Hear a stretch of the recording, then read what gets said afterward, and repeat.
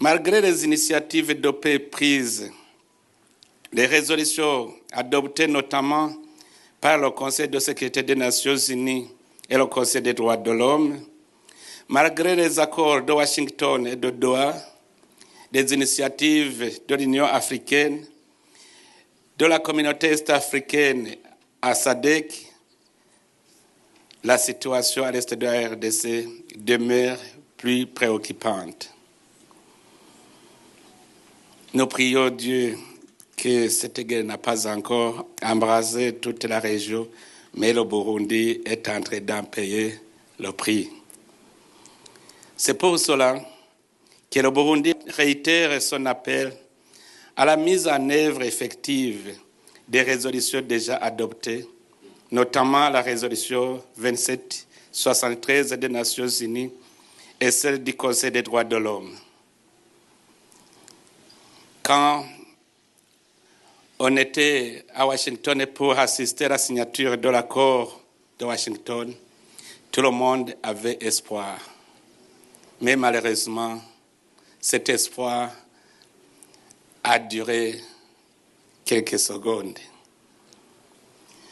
Les gens me demandaient, puisque nous avons déjà remarqué qu'il n'y a pas de confiance à cet accord, et ensuite, qu'est-ce que nous allons faire? Souvent, on me pose la question parce que beaucoup savent que c'est le Burundi qui connaît mieux cette situation à l'est de la RDC. Je leur ai dit, maintenant que nous avons trouvé que les partis n'ont pas confiance en ce qu'ils ont signé, il faut, puisque l'accord est là, il faut que les garants s'activent. Il faut que les États-Unis qui ont garanti cet accord s'activent pour que toutes les parties respectent les accords signés. Aussi, je pense que si les Nations Unies s'y mettent, nous avons déjà un instrument, mais qui semble être passif, la MONUSCO. Si on activait la MONUSCO pour assurer la force d'interposition réelle, une force neutre d'interposition qui va entre la frontière du Rwanda et la frontière du Burundi et du Congo, comme ça le Rwanda aura la garantie qu'il ne sera pas attaqué, mais aussi le Congo retrouvera sa paix et va entamer le processus de paix intérieure.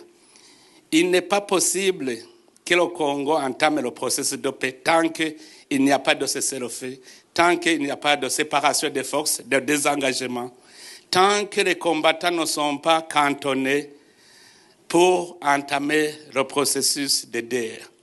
Et pour que cela soit une réalité, il faut renforcer la force de MONUSCO pour la rendre plus active.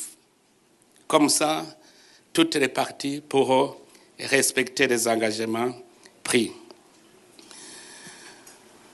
De même que nous lançons cet appel pour la mise en œuvre de ces résolutions, le Burundi lance un appel pour la concrétisation des décisions des sommets des chefs d'État et de gouvernement de la communauté est-africaine et de SADC, les accords de Washington et de Doha, ainsi que les décisions et les recommandations pertinentes de l'Union africaine au sujet de la situation en RDC, en particulier dans la région des Grands Lacs en général.